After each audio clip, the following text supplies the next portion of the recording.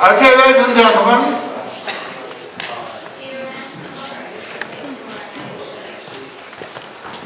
This is also unprecedented. People are doing exactly what I told them to do tonight. This makes me feel like some sort of power-hungry great dictator.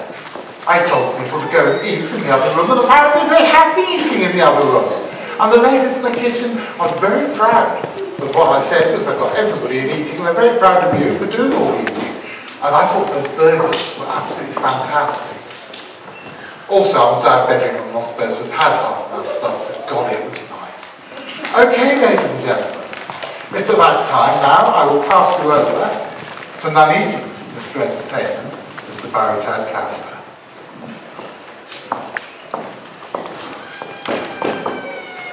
Lars Thomas is the inventor of Busby, the British telecom bird you may remember from the 70s and 80s, if you are old enough. I don't think so now. He is here tonight to tell you about his escapades stealing pensioners' milk. Lars Thomas.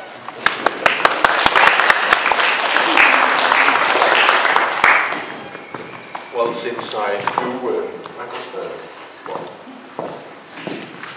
since I come from Denmark and is a descendant of the Vikings, then maybe it's not that far from the truth. I have to excuse for the hair. I don't know quite what happened, but since my late wife used to say that I was at least 1/4 troll, I even have hairs on the top of my ears. So tonight I'm maybe not so much telling you about the natural history of trolls as showing you snapshots from my family album. For those of you who don't know me, my name is, as Mr. Tadcaster said, Lars Thomas. I come from Denmark. I'm a zoologist, but I've also spent quite a lot of time studying the folklore of my own country. I'm lucky enough to come from a country with a very rich and varied folklore concerning all kinds of strange beings. Trolls is probably the most well-known of the lot, but we have quite a lot of other things, and we have, which I think is quite rare, physical remnants of some of these creatures as well. We have always in Denmark talked about, just like they do in Ireland and in other places, talked about the little people, but we also have the slightly larger people, the large people and the very large. And the last three groups, we have various different kinds of trolls that naturally fall into that. But just to give you an idea of, I just have to show you one picture of one of the other creatures. I won't be talking much about this tonight, but I like the picture so much that you simply have to see it. This is, in fact, the skeleton of a goblin that we have at the Natural History Museum in Copenhagen. And if you ever get to Copenhagen, to Denmark around Christmas time, it is brought out from a high security vault and exhibited for the duration of the Christmas holiday. So as you can see, we take our various fabulous creatures very seriously, and we treat them in a very scientific way. Or not. Now, trolls are, I think, quintessential legendary creatures. They play parts of all kinds in all kinds of stories, tales, folklore. They're in books, they're in plays, they're in movies. And although there are, well, basically they walk around wearing very heavy fur coats of legend, but if you strip them, so to speak, and dig down in the stories, and the further you get back in history, the more you have the feeling of that you are not actually reading about a legendary creature, but about a creature that's been inspired by real flesh-like beings, real live beings. And you can actually read in the news stories about trolls, it's all about having trouble with princes and princesses and princes having to kill trolls and stuff like that. But if you go back to the very old stories about trolls, you can actually take out information about the biology and well, the natural history of the trolls. Some researchers have even suggested that the Scandinavian stories about trolls, of which you can see one here, there's a little boy standing there, and this gives you a good idea of, this is only a medium-sized troll, but this gives you a general idea about what trolls look like. They're very big, they're very hairy, long pointed ears, big noses, big hands.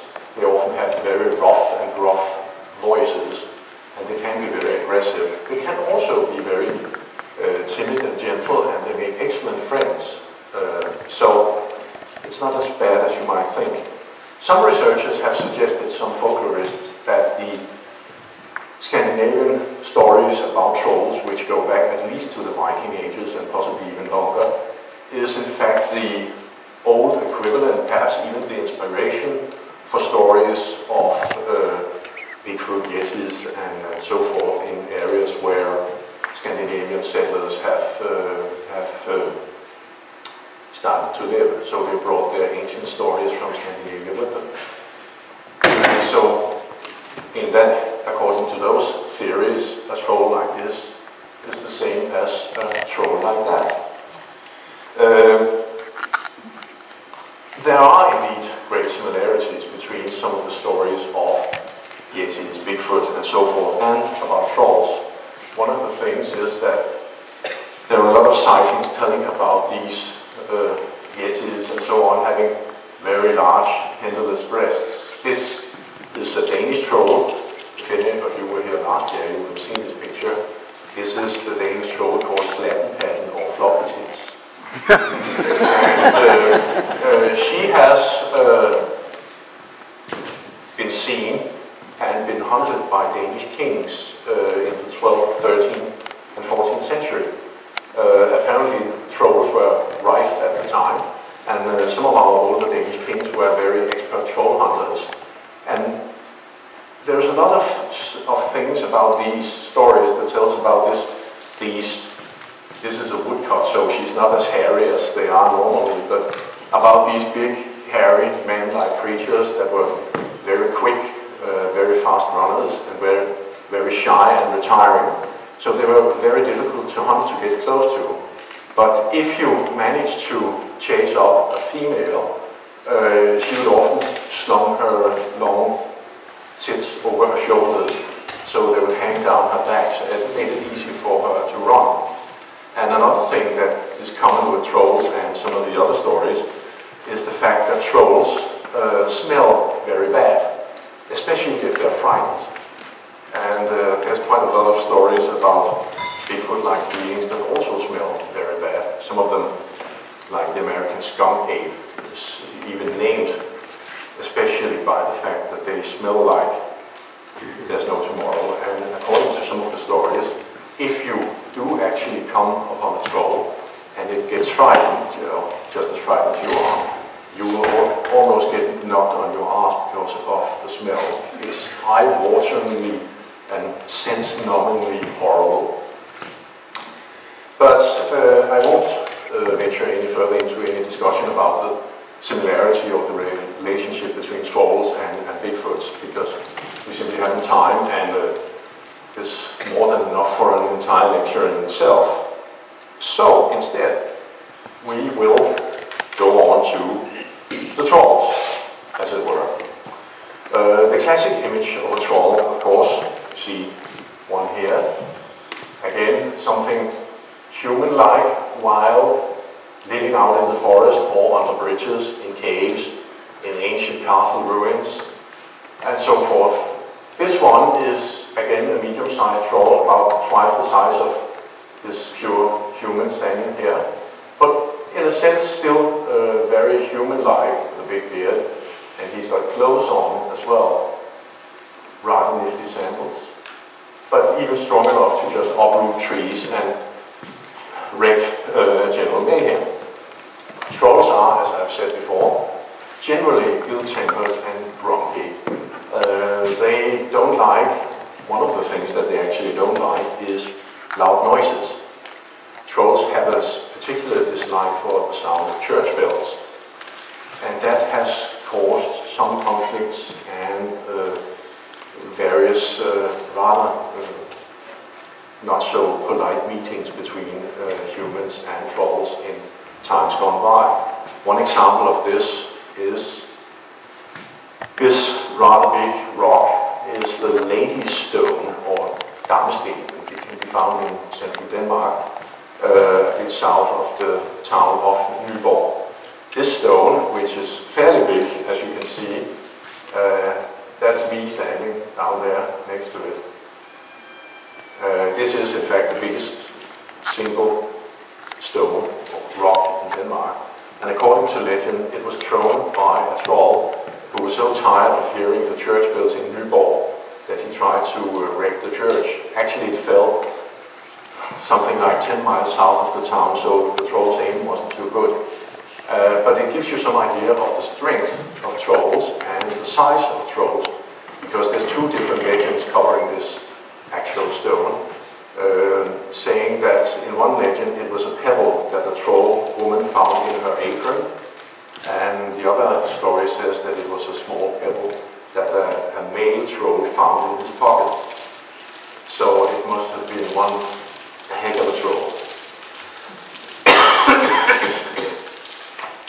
Another physical sign of the existence of trolls is this footprint. You see here?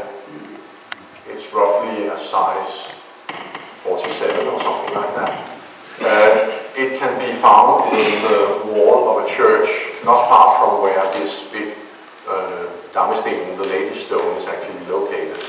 According to legend, people were building a church in this little village, and they started with actually making a small tower where they could hang the church bell. And the local troll was so irritated by his church bell that he started, every time they started building a part of the wall of the church, he tried to tear it down.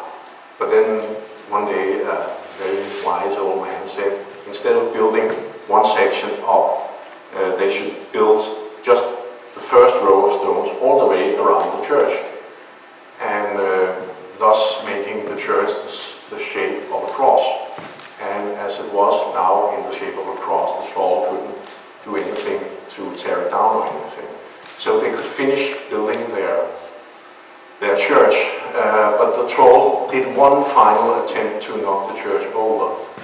He came out of his cave and he started his run-up about 7 miles away, so he could build up a good amount of speed. And then he gave the church an almighty kick. And this kick was powerful enough that his foot left an imprint in the stone, but the church didn't budge. And that made the troll so angry that he went back to his cave, closed the door behind him, and he hasn't been seen since. And the proof of that story is, of course, the fact that he hasn't been seen since.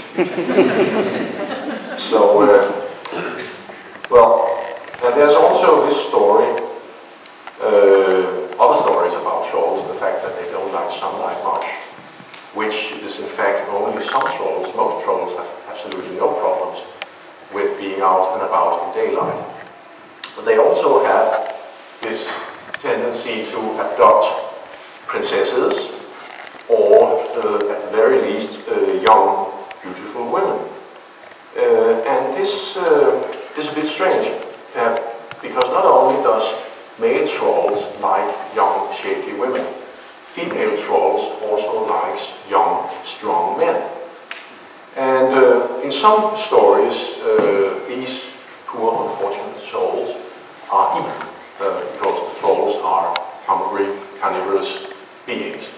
But in some stories, you get a clear indication that trolls are, in fact, having a lot of trouble with inbreeding, because they actually want the beautiful young girls and the young men for their lovers. They want to make, to have children that are a mixture of troll and human. And according to some stories, there's also There has been various attempts to liberate people who've been caught by trolls like that.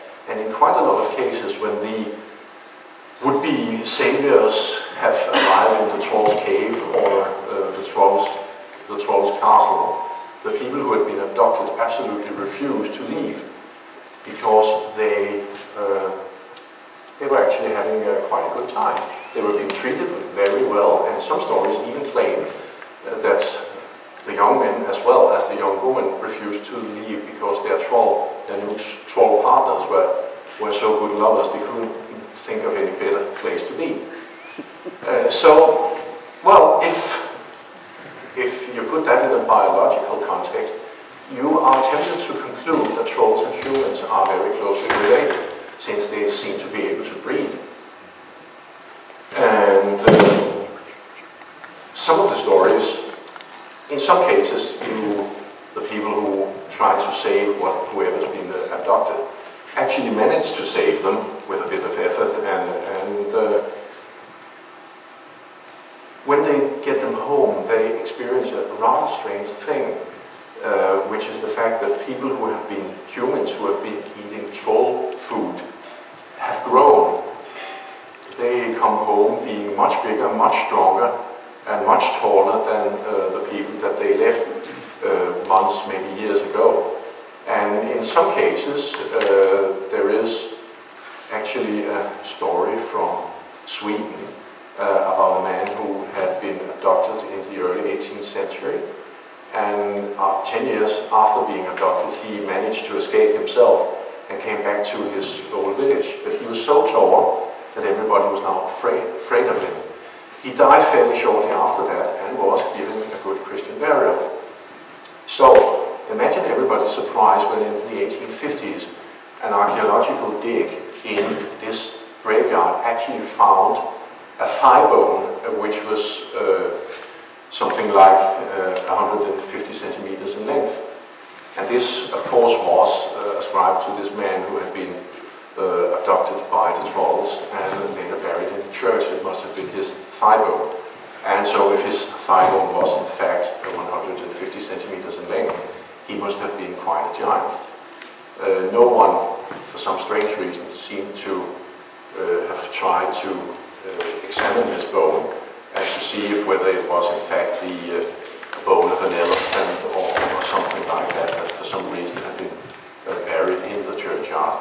The bone actually still exists. It's located in the local museum in this little town in Sweden. It's not normally exhibited, but as far as I can ascertain, it is in fact the bone of an elephant, possibly a shin bone, possibly a thigh bone, I don't know what.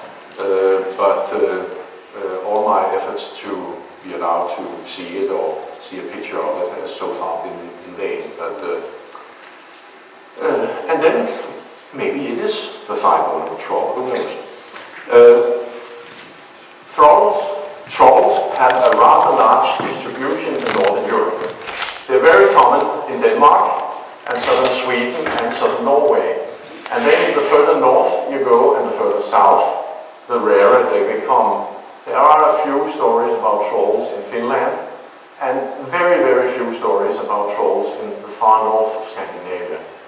And when you examine them, all these stories closely, you find that there are, well, one could say several different types of trolls, but possibly even several different species of trolls. There are also troll histories from Iceland, from the Faroe Islands, and even from Greenland. It seems like the stories have followed the Norsemen when they started out sailing westwards, and have either they came along as stowaways on the Viking ships, or just the stories came along and started new folklore in the new areas where they came to. From Greenland, well, Greenland is also the place we have to turn to for some of the more, well, almost, I dare say, contemporary histories about trolls. This is the Troll Gate. It is on the island of Disco in western Greenland. It is an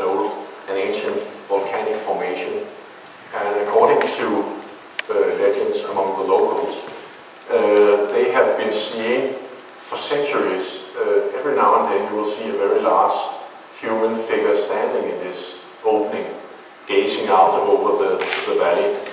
And it's, well, from there to there is about the height of an average human being.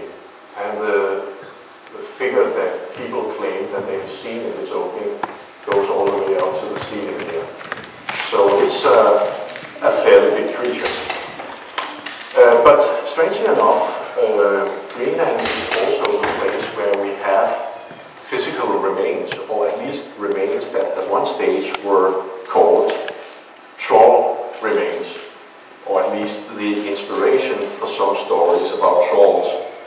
And this is part of the famous or infamous Gardar skull. This jawbone was found in an archaeological dig in 1926 in southwestern Greenland. I'm going to go into much more detail about this in my talk of Mystery Animals in Greenland on Sunday. But this, just to show you, this jawbone was actually, for a time in the 1920s and 1930s, being presented as at least some sort of this individual must have been an individual of a kind that could inspire to stories about trolls, because he must have been very big and possibly very deformed, with a malformed face of some kind, and he must have looked very, very strange, and so he could have been, in a sense, a troll. Yeah. Trolls are not especially social creatures. All males tend to live all by themselves, and trolls as such only live in small family groups, usually younger males and females with one or two youngs. And their preferred dwelling place, at least in Denmark, are the various old stone circles and megaliths and so on that we have in Denmark. And one of the most famous ones is this one. It is located in southwestern Denmark, about 10 miles south of a town called Vojens. And there's a lot of stories about this one. One of the most widespread ones is that in here lives an old male troll, and he's rather grumpy, so if you get too close to this place, he will let out an almighty roar and try his best to scare you away. There's also a rather strange story about this place that I have collected, which dates from the 1980s. I have a sneaking suspicion that the people who have told me that story, they were teenagers at the time, maybe had been reading The Lord of the Rings. If you have read The Lord of the Rings, you will remember there's a story where Frodo and the other hobbits are caught in one of these ancient tombs, and while they're laying down there, there's this long snake-like arm that comes crawling in the chamber of the tomb towards a dagger. And Frodo is luckily awake, or is it Sam, I can't remember, is awake, and so he cuts off the hand, and they can all get out of the tomb. But this place, where local legend has it that there are trolls living, in the 1980s, 1986, at the summer of 1986, a group of young people from the local town was out there. It was a popular place to, if you wanted to get away from your parents, and you would bring a ghetto blaster and a lot of drink, and then they would be drinking and merrymaking and all kinds of stuff. And suddenly, one evening, a group of them was out there, and they heard strange scratching noises from the tomb. So they went closer and thought, one of the girls thought that an animal, a cat or a dog, perhaps had been caught in there, and they should try and help it. And while they were standing around and discussing what to do, suddenly an arm came out of the hole, and just a fist slammed down into the grass just next to their feet. And then it started to go back and forth in front of their feet, like it was either searching for something or trying to get hold of their feet or their ankles. And they naturally left screaming and absolutely refused to go back. A few days later, one of them persuaded their father to go back and get their blankets and various stuff that they have left behind. I talked to these people a few years ago, and now they are all having jobs and so on, and they are all absolutely adamant that this was in fact what they experienced. But as I said, I have a sneaking suspicion that they may have been reading the Lord of the Rings before they went out there. Two of them admitted that they knew the story about Lord of the Rings, but the rest of them said that they'd never read it, not at that time, and haven't since. So I don't know really what to think. But that should, according to those stories, that was perhaps the old angry troll living, who was tired of having noisy teenagers running around in his front garden. So, now then, we don't know much about the actual breeding of trolls, but we know that trolls can get quite old. There's quite a lot of stories about children making friends with young trolls, and as it turns out, this young troll is 50, 60, 70 years old. So the old male trolls can probably get to several hundreds of years. This is a portrait of a troll family living in the extreme eastern part of Denmark, in the island of Bornholm.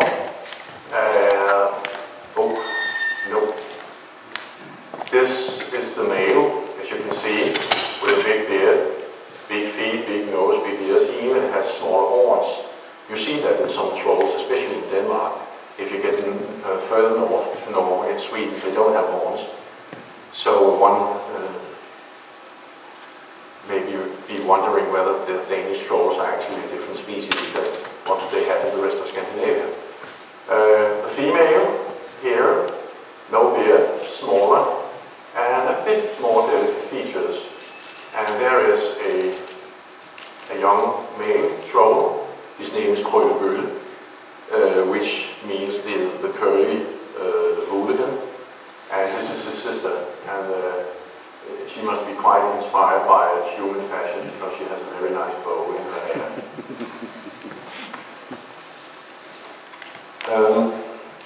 But all this stuff about the breeding of trolls is a very important part of all the interactions between humans and trolls.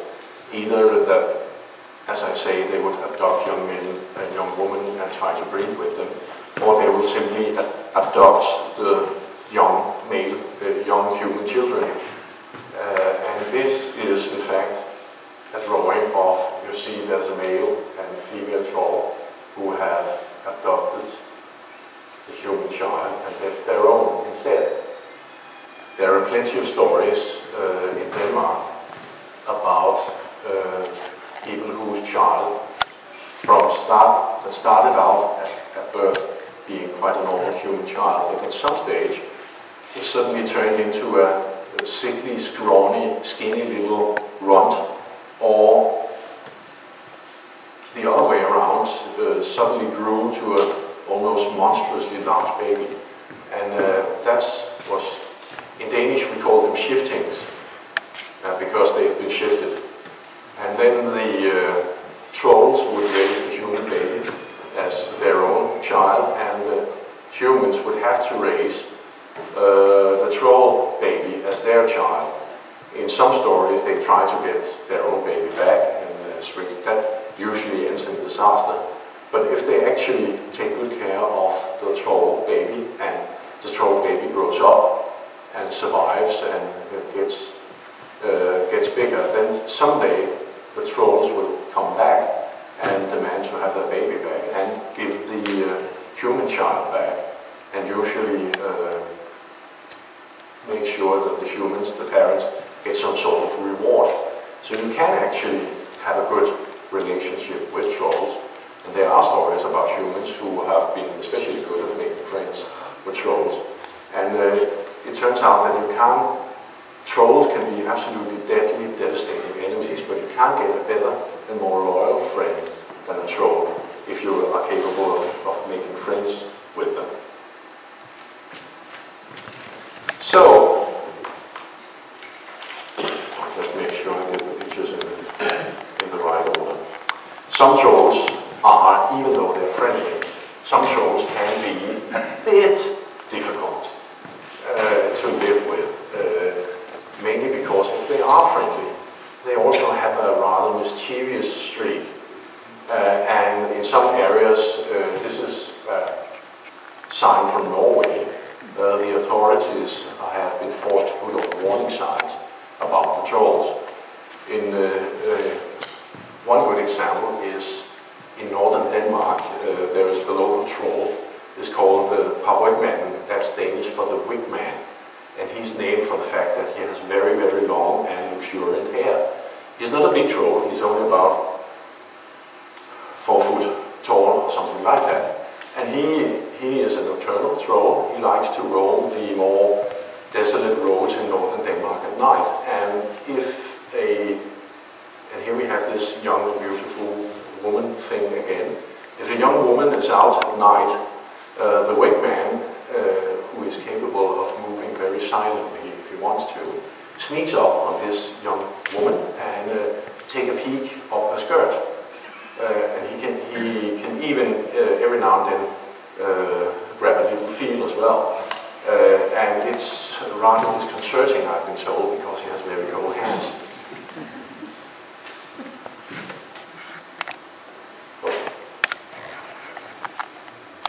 Now, generally, for some reason, most people seem to think that trolls are nocturnal. There's been a lot of story about the fact that when trolls get hit by sunlight, they either turn into stone or something like that. The most famous story is probably this one from The Hobbit, where the 3 trolls that catches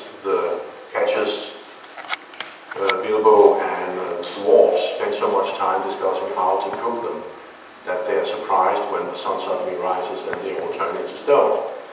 But in actual fact, nocturnal trolls are different from the other trolls. They are the smaller trolls. There's 3 main groups of trolls. Small ones only about half the size of humans to roughly the same size as humans. They have no problems being out and about in daylight, but they don't like people much. They just keep to themselves. And since they can move quite quietly and stealthily, you only see them if they allow you to see them. And then there's the medium-sized trolls, which are about the size of humans, up to something like 2 or 3 meters. And they are also often out and about in the daytime, and again, they are capable of moving quite quietly, and so they will let you see them if they feel safe about it, otherwise you won't find them. And then there are the very, very big trolls, the giants, and they are, first of all, they are only found further north, in Norway, in Sweden, and in Finnmark, the extreme northern part of Scandinavia. They can be very, very big. Some of them are allegedly 20, maybe even 30 meters tall. And they are strictly nocturnal, and they are the ones that have this strange ability to turn into stone or weakness perhaps, turn into trees when they are hit by sunlight. Here's one. And strangely enough, this ability varies depending on where the troll lives. The giant Norwegian mountain trolls, they all turn into stone if they're hit by sunlight.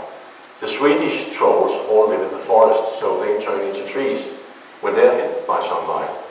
There's also even a few very old stories about giant trolls living in the extreme north of Scandinavia, up where there's ice and snow. And they are only out and about at night as well. And if they get hit by sunlight, they turn into ice or to snow. And now, skeptics, of course, will say that this is based on sightings of natural formations, natural phenomena that look like trolls, like this tree, which, of course, is a dignified troll, no doubt about it.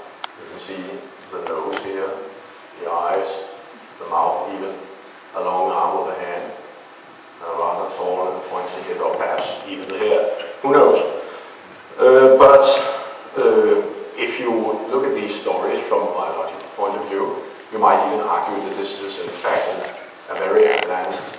type of camouflage.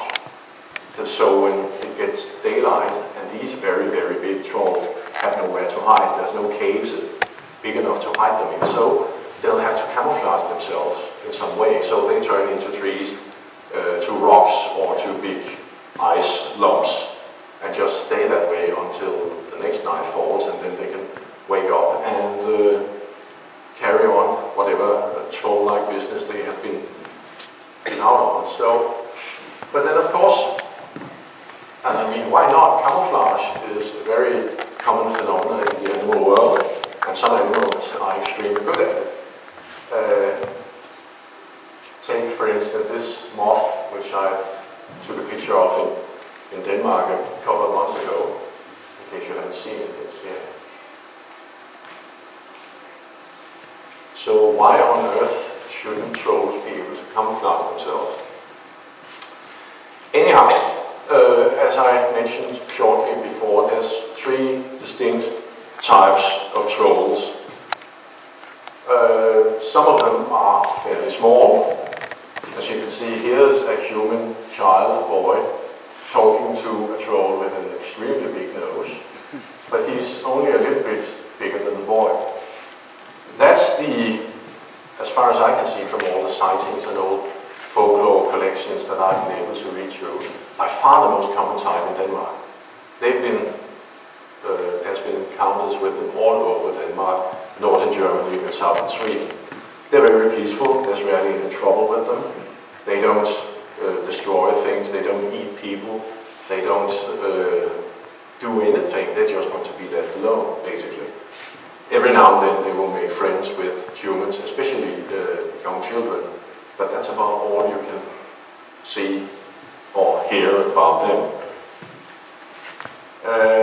Then there's the medium-sized trolls, still very human-like, but considerably bigger and with a considerably more nasty temper. There has been some rather unfortunate incidences with various confrontations, which usually ends up with people being killed or the troll being killed, and general unhappiness and so on ensues on both sides of the conflict. At the very least, they get a very lousy evening. And here you see one mountain troll threatening riders to get out of his domain and stay away. Apparently, it seems to be that most confrontations with trolls are actually merely a fact of people encroaching into the troll's territory, and the trolls prefer to be left alone. And so you have all this unhappiness ensuing, just like, you know, when people, humans, encroach on all kinds of other animals' territories. These medium-sized trolls are the classic trolls of folklore. They are the ones that usually adopt young maidens and young men and try to breed with them.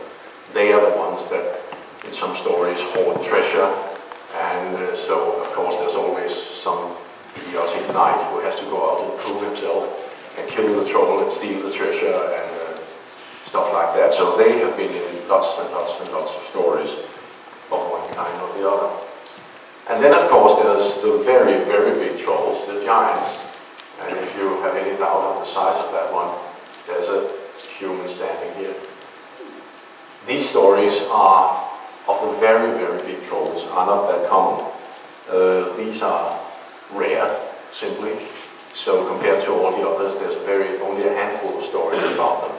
You can see them sometimes in the remote mountain areas of Norway, or sometimes in the various forests in Sweden at night, very far off. You can see them walking across a mountain ridge or something like that. You very, very rarely get close to them, and if you do, you usually end up dead. And then you, of course, won't be able to tell your story. And these are the ones that turn into stone or into tree if hit by sunlight. According to some of the stories, these very, very big trolls have the strange ability that the bigger they get and the older they get, they start to develop a surplus of heads. They can have 2, 3, 4, 5, 6 heads. Some of them have extra arms. And some troll researchers have suggested the fact that this is something that comparable to the fact that a red deer, as it grows older, gets a bigger and bigger and bigger set of antlers. So it's kind of a symbol of your rank and status in the troll society. But then, of course, just like when antlers with a red deer, when red deers get very old, if they live that long, then the antlers start to get smaller again. And it's the same with these big trolls. When they get very old, and according to some stories, when they get more than 300 or perhaps 400 years old, then they start to get weaker again, and then some of these extra heads actually drops off.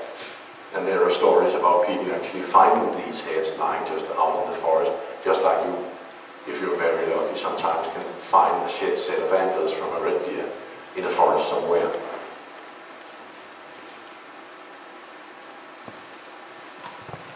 Yes, well, to finish off, I could, of course, put up a diagram trying to show you the relationship between humans and various kinds of trolls, but I will refrain from doing so. I could also be very skeptical and claim it's all been a figment of somebody's imagination, perhaps my own. A way of, like human beings have been doing all over the world in all history, a way of giving some sort of face and recognizable form to something dark and sinister and threatening. Because I think what human beings fear most is the unknown. So it has to have a face, it has to have a shape, it has to have a figure. But also I can't help thinking that all these stories about trolls, who do actually contain things concerning the biology of the trolls, their family life, what they eat, where they live, how they behave, is in some way inspired by chance meetings with live beings. Some of them are undoubtedly meetings with bears, some of them are mirages, some of them are meetings with humans from other tribes at a very, very early stage. And some, maybe somewhere buried deep within, there is the little remnant, a little vestige of a story of a time when Homo sapiens wasn't the only human-like species on the planet. Who knows? But nevertheless, the stories have apparently made a very, very big impression on the human mind because they have been told for centuries and are in fact still being told today. And finally, if you want to know more about trolls, I can heartily recommend getting a hold of that movie, the Norwegian movie, The Troll Hunter. It is an absolutely brilliant movie. Yes, well, before I started, I was told that I should try to shorten my lecture a little bit, so we won't overstay our welcome here in the hall, because if anybody has questions, there still has to be enough time for that and for Silent Hawkins to read a bedtime story a little bit later. So, that's all for me now, and if anybody has any questions, now is the time to ask them. We have some more that day. Thank you.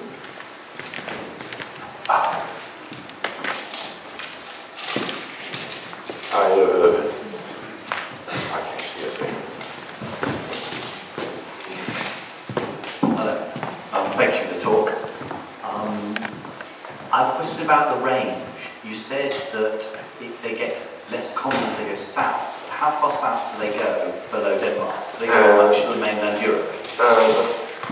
The furthest south I have been able to find any stories about trolls or troll-like beings is about 200 kilometers south of Hamburg. Any further south than that, there may be stories, but I've never been able to locate them. So if there are any, they must be quite rare. There's someone down here in the front, Joe. Lars, Yeah.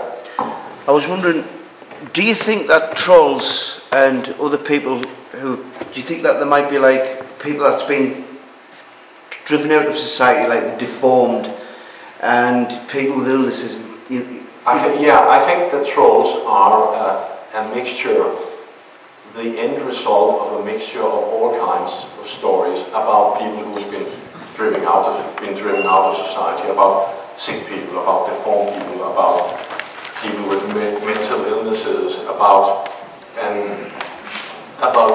strange meetings with bears and other animals that people haven't been able to identify. I think it's a mixture of all kinds of things. And I'm sure some poor soul that have been hairy and dirty and half out of their mind have been the inspiration for some stories of trolls as well. I think you could have been an excellent troll. Yeah, Richard.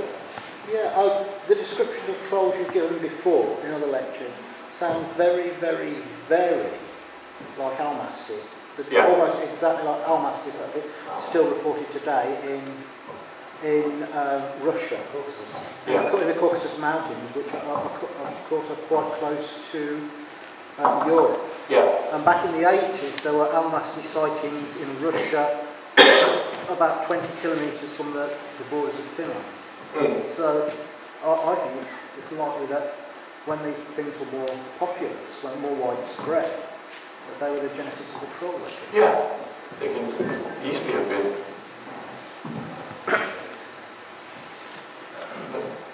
Oh, okay. And then there's Silas down here in the front. Yeah. Hello. Hello. In that film, the trolls, is it they don't like Christians? Yeah. Why is that? Is it just church bells are noisy? I think these stories are a further development of the originals. In the original stories, trolls as such don't mind Christianity. They just don't like loud noises. And in the Middle Ages and earlier, the loudest noises you would hear would be church bells. So I think it's just kind of proof of that. Because trolls don't like church bells, hence they don't like Christians or Christianity. And then, of course, in that movie, they made quite a point of the fact that trolls don't like Christians. Me again, Lars. I've actually got this film. It's wonderful. What do you think about the idea how that the trolls are encircled by electricity pylons? That's I think it's hilarious and hilarious idea, especially if the high voltage pylons was actually placed in a ring in central Norway. Unfortunately, they're not. So, could you give it back to Silas? He's been desperately trying to get my attention for the last 5 minutes. Okay. Apropos the story of the arm of the burial mound, Tolkien, there's an instance about the Mabinogion, a similar thing about a demon arm that comes down the smoke hole. Yeah. There's this chap called Tiernan Leont, and every May Eve he loses some of his stock, and he watches up one night, and this demon hand comes down, he slices it off, and he finds the abducted privy, the young god in fact, and this foal. And the idea of the child associated with the foal is also found in Irish mythology. Cuchulainn was associated with foals. There seems to be quite an old idea. Yeah. It's certainly an old folklore motif before Tolkien. Yeah. It sounds like Beowulf as well, in Grendel. Yes. Grendel's a troll, isn't it? Yeah. The other one, interesting, I was actually researching a plant, a Chilean plant, and it may or may not be associated with a being from Chiloé Island called El Trauco, and he's rather like one of the small sexy trolls you describe, and he has a tendency to do naughty things to young ladies in forests. And he has a female friend, a little squat, deformed female version of himself who does similar things. In fact, there's three sort of sexual beings there. There's another called La Condenada, who used to be human but lived a dissolute life, and she somehow got muddled up with these two troll-like figures. Yeah. And El Trauco also has a stone axe with which he can cut down great swathes of forest. He's a bit like the Master of the Animals figure. Yeah. So I don't know what... There is a lot of similarities between these. There's also a lot of stories about the Scandinavian trolls having knowledge that are forbidden for humans. Trolls can speak to the animals, for instance, and can control the elements and control the weather and so forth. That's, again, in Chrétien de Troyes, in the early Arthurian myths of think it's great. I mean, meets this figure by the Fountain of Barrel troll. He's a one-legged giant, and if you pour water on a stone, it creates a great tempest, and he appears and asks who's causing the disturbance. And at one point he takes a tree trunk and whacks a stag and makes it bellow. Yeah. Against power of all the animals. Yeah, yeah. And I mean, that's one of the most classical hero monster killing stories, the Beowulf saga. Could easily have been the story of a hero chasing a troll. It takes place in southern Sweden and Denmark. And the story was called Grendel, and especially Grendel's mother. Yeah. Grendel's mother could easily be one of these old female trolls. My wife's teacher, she used to do impressions of Grendel's mother to quell oh dear. wayward pupils. Anyway, I'll pass the microphone. Yeah. Any more? Yes, somebody there's somebody up the back.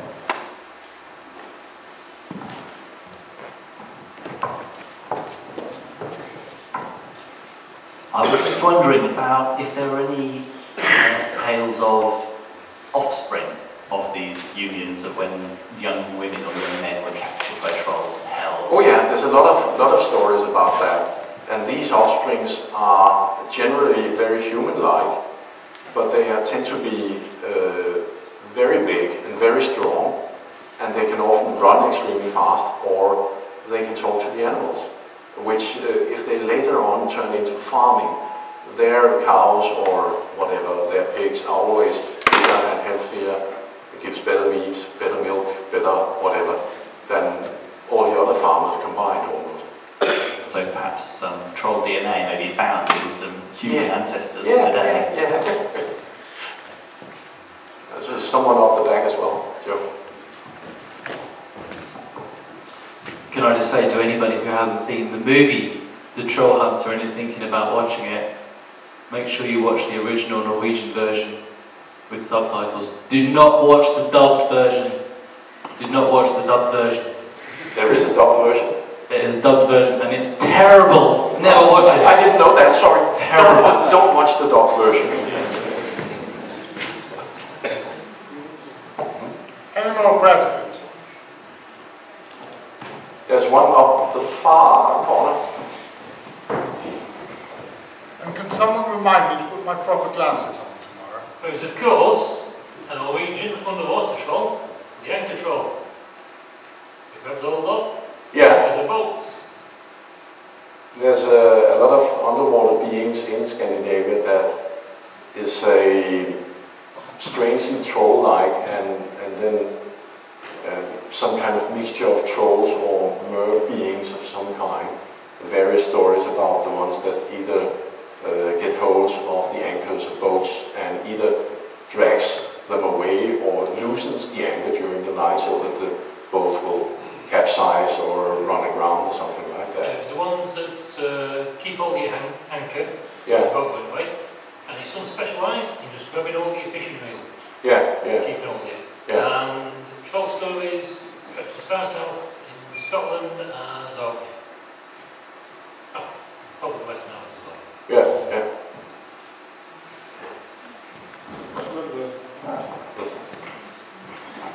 There's one more down here in the front.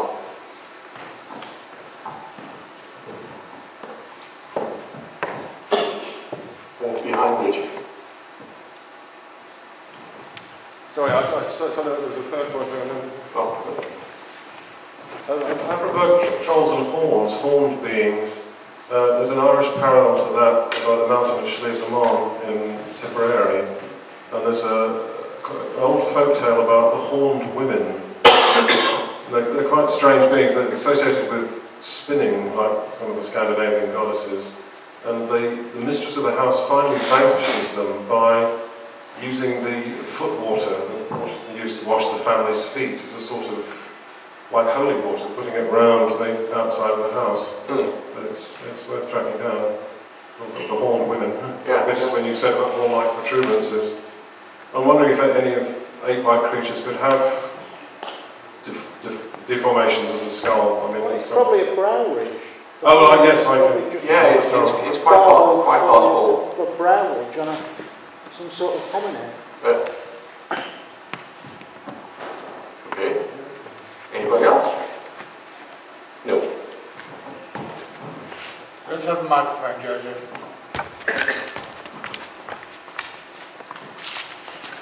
Lars, as always, I always feel guilty when I come in at the end of the talk and I haven't seen a word of it. But I will watch it on the video. And I'm very much looking forward to it. Lars, when did we first meet? It was 2000, right? At the first convention in London. No, what, 1994? Yeah. Was that that? I don't remember. Well, the first time I remember was when we had breakfast together in 1998. Anyway, that's all really fairly irrelevant, but I've known this man for many years. His two sons describe me as their insane English fat uncle, which I quite like. I mean, it fits, doesn't it? I'm insane, I'm English, I'm fat, and I've assumed the mantle of an uncle. Lars is one of the best all-round naturalists I know. He does some fantastic things for the CFC. Without him, we wouldn't have achieved an awful lot we've done. And I'm very proud always to have him over, because any weird weekend that has Lars in is a special weird weekend. So, ladies and gentlemen, Lars Thomas.